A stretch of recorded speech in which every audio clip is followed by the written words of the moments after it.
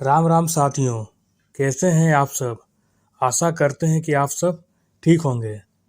आज हम बात करेंगे वेदों के रहस्य के बारे में, अर्थात वेद कैसे बने, इनमें क्या लिखा है और इनकी वैज्ञानिक व्याख्या क्या है। क्या आप जानते हैं कि वेदों में आज से हजारों साल पहले ही एटम, ग्रेविटी और एयरप्लेन का जिक्र मिल जाता है। लेकिन सवाल यह है कि क्या ये सब सच में विज्ञान था या किसी छुपे हुए कोड का हिस्सा। ऋग्वेद में विमान शब्द का प्रयोग मिलता है, जो उड़ने वाली वस्तु का वर्णन करता है। वैज्ञानिकों के अनुसार यह सिर्फ कल्पना नहीं, बल्कि प्राचीन भारतीय तकनीकी सोच का प्रमाण हो सकता है। और सबसे हैरान करने वाली बात, नासा तक ने वेदों के कुछ श्लोकों का अध्ययन किया है ताकि ऊर्जा और ब्रह्मांड के रहस्यों को समझा जा सके। कहते हैं हिमालय की एक गुफा में एक ऐसा प्राचीन ग्रंथ मिला था जिसमें वेदों की गुण गणनाओं का जिक्र था। ऐसे फॉर्मूले जिनसे आज का विज्ञान अभी तक अनजान है। कुछ शोधकर्ताओं का मानना है कि वेद केवल धार्मिक ग्रंथ नहीं, बल्कि एक कॉस्मिक कोड है जो ब्रह्मांड की हर ऊर्जा को समझने की कुंजी छिपाए हुए है। क्या वेद सिर्फ मंत्र है या ऐसी तकनीकी किताब जो मानव सभ्यता की असली उत्पत्ति छिपा रही है। नमस्कार साथियों, स्वागत है आपका अपने चैनल द अननोन पाथ पर। वीडियो पसंद आए तो वीडियो को लाइक, शेयर एंड सब्सक्राइब करें। क्या आपने कभी सोचा है कि वेदों में लिखे गए मंत्र सिर्फ पूजा के लिए थे या फिर उनमें कोई ऐसा रहस्य छिपा है जो आज का विज्ञान भी नहीं समझ पाया। कहते हैं वेदों में गुरुत्वाकर्षण, ऊर्जा, ब्रह्मांड, परमाणु और विमान तक का उल्लेख मिलता है।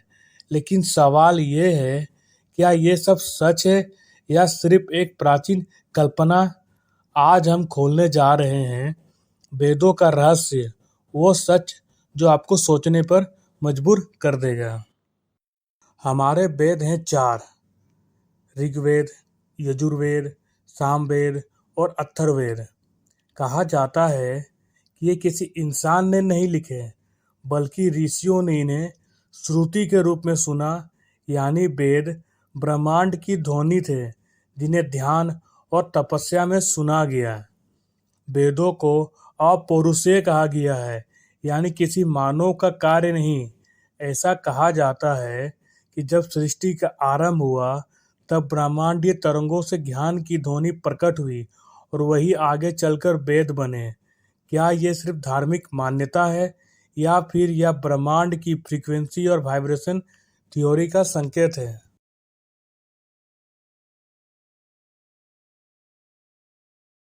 ऋग्वेद में सूर्य अपनी किरणों से पृथ्वी पर ऊर्जा देता है। यह सौर ऊर्जा की सबसे पुरानी व्याख्या मानी जाती है। अथर्ववेद में अणु यानी एटम का जिक्र मिलता है और कहा गया है अनोरयान नियान महतो महियान। जो सबसे छोटा है वही सबसे महान शक्ति का धारक है। क्या यह क्वांटम फिजिक्स का संकेत नहीं। यजुर्वेद में शून्य और अनंत की बात की गई है, जो आज की स्पेस टाइम थ्योरी से मिलती जुलती लगती है। सामवेद के छंदों में वाइब्रेशन और साउंड फ्रीक्वेंसी पर जोर दिया गया है, जो आज सोनिक थेरेपी या फ्रीक्वेंसी हीलिंग का आधार बन चुका है। कहते हैं हिमालय की एक गुफा में एक ऐसा ग्रंथ मिला था जिसमें वेदों के श्लोकों के साथ गणितीय प्रतीक और खगोलीय गणनाएं लिखी थी। कुछ लोग मानते हैं यह ग्रंथ गुहा वेद था, जिसे सिर्फ कुछ ऋषि ही समझ पाते थे, क्योंकि उसमें ब्रह्मांड की ऊर्जा को नियंत्रित करने के सूत्र बताए गए थे। एक और रहस्यमय दावा है, नासा के कुछ वैज्ञानिकों ने वेदों के संस्कृत श्लोकों का अध्ययन किया है, खासकर ऋग्वेद मंडल 9 का, जिसमें ऊर्जा और तरल गति के सूत्र बताए गए हैं। कई शोधकर्ताओं का मानना है कि वेदों में लिखे मंत्र नहीं, धार्मिक नहीं, बल्कि वैज्ञानिक कोड है। सोचिए, जब न्यूटन ने ग्रेविटी खोजी, उससे हजारों साल पहले वेदों में लिखा था, पृथिव्याम धृतो भूतानि, पृथ्वी सभी वस्तुओं को धारण करती है। यह ग्रेविटी का स्पष्ट संकेत नहीं है। वेदों के ज्योतिष खंड में पृथ्वी के घूर्णन, रोटेशन और सूर्य की परिक्रमा, रिवॉल्यूशन की भी बात की गई है, जबकि पश्चिमी जगत में यह खोज बहुत बाद में हुई। या इसका मतलब यह है कि प्राचीन ऋषियों के पास कोई ऐसा कॉस्मिक नॉलेज सिस्टम था जो आज की वैज्ञानिक तकनीक से भी गहरा था। कुछ विद्वान मानते हैं कि वेदों की हर ध्वनि एक वाइब्रेशनल कोड है जो ब्रह्मांड की ऊर्जा को प्रभावित कर सकती है। मंत्र जाप सिर्फ आध्यात्मिक नहीं, बल्कि सोनिक साइंस पर आधारित थे। क्या वेद असल में मानव चेतना को ऊर्जा में बदलने की प्रक्रिया बताते हैं? क्या यही कारण है कि ध्यान, जप और यज्ञ जैसी विधियां मनुष्य को ब्रह्मांडीय शक्ति से जोड़ देती है?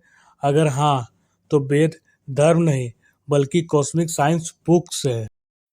तो अब सवाल आपसे, क्या वेद सिर्फ पूजा पाठ की किताबें हैं, या फिर विज्ञान और चेतना के रहस्यों की एंसेंट टेक्नोलॉजी?